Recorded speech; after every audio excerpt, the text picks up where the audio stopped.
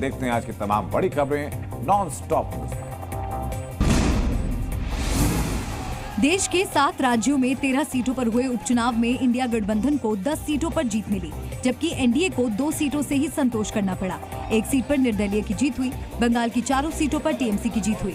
उत्तराखंड की मंगलौर और बद्रीनाथ सीटों पर कांग्रेस ने जीत दर्ज की, जबकि हिमाचल की 3 में से 2 सीटों पर भी कांग्रेस की जीत हुई, जबकि बीजेपी ने हमीरपुर सीट जीत ली। मध्य प्रदेश की अमरवाड़ा सीट पर बीजेपी ने जीत दर्ज की। कांग्रेस ने कहा कि बीजेपी को जनता ने 1 महीने में 2 बार हरा दिया। 1 महीने में समझ लीजिए दूसरी बार भारतीय जनता पार्टी को देश की जनता मजबूती से कुछ संदेश देना चाहती है। जबकि बीजेपी नेता अमित मालवीय ने कहा कि बंगाल में कांग्रेस और टीएमसी एक दूसरे के खिलाफ चुनाव लड़े थे, इसीलिए इस जीत को इंडिया गठबंधन की जीत नहीं कहा जा सकता। राहुल गांधी ने एक्स पर पोस्ट कर लिखा कि बीजेपी के बुने भय और भ्रम की हार हुई है। केंद्र सरकार के संविधान हत्या दिवस मनाने के फैसले के बाद सियासी संग्राम मचा हुआ है। विपक्ष बार बार लगातार केंद्र सरकार के फैसले की आलोचना कर रहा है, तो सत्ता पक्ष भी उस पर पलटवार कर रहा है। कांग्रेस पर संविधान की हत्या का आरोप लगाते हुए सुधांशु त्रिवेदी ने कांग्रेस से 7 सवाल भी पूछे। उन्होंने कहा कि वो बहुत स्पष्ट रूप से देश की जनता को याद दिलाना चाहते हैं कि आपातकाल वो था जिसने बताया था कि संविधान की हत्या क्या होती है। देश से ऊपर एक नेता को कर दिया गया था, इंदिरा इज इंडिया कर दिया गया था। तो ये कांग्रेस के 7 कृत्यों के 7 जवाब हमें आज चाहिए। संविधान की 7 तरीके से हत्या करने वाले लोग जो आपातकालीन लगा करके लोगों को मरवाया, संविधान का गला घोट दिया, वो दोबारा नहीं होना चाहिए। इसलिए हम ये संविधान हत्या दिवस अभी से लगातार मनाएंगे। भाजपा ने अघोषित आपातकाल लागू कर रखा है 10 साल से। इस देश के अंदर अघोषित आपातकाल, लोग डरे हुए हैं, लोग सहमे हुए हैं, आम लोग डरे हुए हैं। लोकसभा चुनाव में संविधान पर विपक्ष के प्रचार से बीजेपी और उनके सहयोगियों का खेल खराब हो गया था, तो सवाल ये उठ रहे हैं कि क्या संविधान हत्या दिवस का फैसला उसी की काट है। आज प्रधानमंत्री मोदी ने महाराष्ट्र को 29,400 करोड़ रुपए से ज्यादा की लागत वाली परियोजनाओं का शुभारंभ किया। इसके साथ ही पीएम मोदी ने राष्ट्र को समर्पित कई योजनाओं का शिलान्यास भी किया। प्रधानमंत्री ने कहा कि शुरू की गई विकास परियोजनाओं से राज्य की कनेक्टिविटी बढ़ेगी और शहर के बुनियादी ढांचे में भी सुधार होगा। हम 140 करोड़ लोग के देश हैं। इतना बड़ा देश, इतना सामर्थ्य और संभावनाएं, और बहुत ही कम समय में हम भारत को 3rd लार्जेस्ट इकोनॉमी होते देखने वाले। प्रधानमंत्री ने 2 ट्विन टनल प्रोजेक्ट्स का भी भूमि पूजन किया। ये सरकार का महत्वाकांक्षी प्रोजेक्ट है।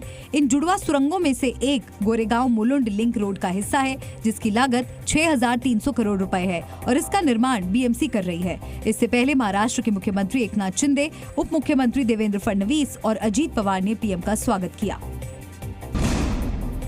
पश्चिम बंगाल के मुख्यमंत्री ममता बनर्जी ने बड़ा ऐलान करते हुए कहा कि वो विधानसभा के अगले सत्र में भारतीय न्याय संहिता और नीट के खिलाफ प्रस्ताव लाएंगी। हम लोग भी करेंगे, हमारा भी असेंबली जब शुरू होगा हम करेंगे। हम 2 करेंगे, एक नीट का खिलाफ में और एक इसका खिलाफ में, न्याय संहिता बिल का खिलाफ में। ममता बनर्जी ने कहा कि केंद्र के आपराधिक कानूनों की वजह से लोगों की आजादी दांव पर है। Even doctors are afraid, journalist you must know how your life is also danger for this bill. Freedom is at stake. Everybody, without any evidence, anybody can be victims of this bill. इस दौरान बंगाल की मुख्यमंत्री ममता बनर्जी ने विधानसभा उपचुनाव पर भी बात की। उन्होंने राज्य में टीएमसी के क्लीन स्वीप को आधार बनाते हुए कहा कि पूरे भारत में माहौल बीजेपी के खिलाफ है। देश के ज्यादातर राज्यों में बाढ़ बारिश से हालात बेकाबू नजर आ रहे हैं। पहाड़ी राज्यों में लैंडस्लाइड से स्थिति बिगड़ी हुई है, तो मैदानी राज्यों में सैलाब का संकट लोगों की परेशानी बढ़ा रहा है। यूपी के कई जिले बाढ़ की चपेट में हैं, खासकर नेपाल से सटे इलाकों में आफत मची हुई है। यूपी के शाहजहांपुर में लोग सैलाब से बचने के लिए सुरक्षित जगहों में पलायन कर रहे हैं। वहीं हिमाचल में पहाड़ों पर पत्थरों की बारिश हो रही है। लैंडस्लाइड होने की वजह से कई रास्ते बंद हैं। गुजरात में भारी बारिश से हालात बेहद खराब है। वलसाड शहर में तो पानी घरों के अंदर घुस चुका है। मौसम विभाग ने दक्षिण गुजरात में अगले 5 दिन भारी बारिश होने का अलर्ट जारी किया है। अकेले वलसाड में 4 इंच से ज्यादा बारिश हुई है, जिसकी वजह से सड़कों से पानी घरों के अंदर तक पहुंच गया है। मौसम विभाग का कहना है कि ऑरेंज अलर्ट है और तटीय इलाके के लोगों को सावधान रहने की जरूरत है। इजराइल और फिलिस्तीन युद्ध अब चरम पर पहुंच गया है। इजराइल उन तमाम ठिकानों पर बारूद बरसा रहा है जहां पर हमास के आतंकी छिपे हैं। इजराइल सेना लगातार गाजा में बमबारी कर रही है। ऐसे ही एक हमले में दर्जनों लोग मारे गए। इस बीच इजरायली सेना ने दावा किया है कि हमास के कमांडर मोहम्मद देफ को दक्षिणी गाजा शहर खान यूनिस में ढेर किया गया है। इजराइल ने यह भी दावा किया है कि मोहम्मद देफ 7 अक्टूबर को इजराइल में हुए आतंकी हमले में शामिल था। इसके अलावा इजराइल ने हमास के एक और कमांडर को मार गिराने का दावा किया है। इजरायली सेना ने कहा है कि हमास की शुजैया बटालियन का डिप्टी कमांडर अयमान शोवाडेह को एयर स्ट्राइक में ढेर किया गया है, जो हमास हेडक्वार्टर में तैनात था।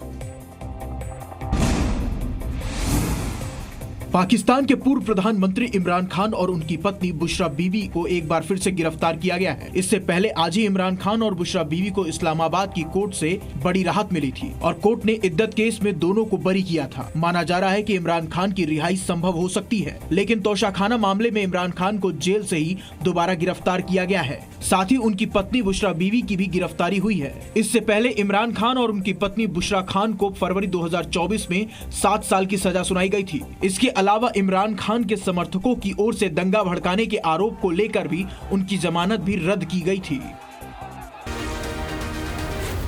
जी न्यूज़।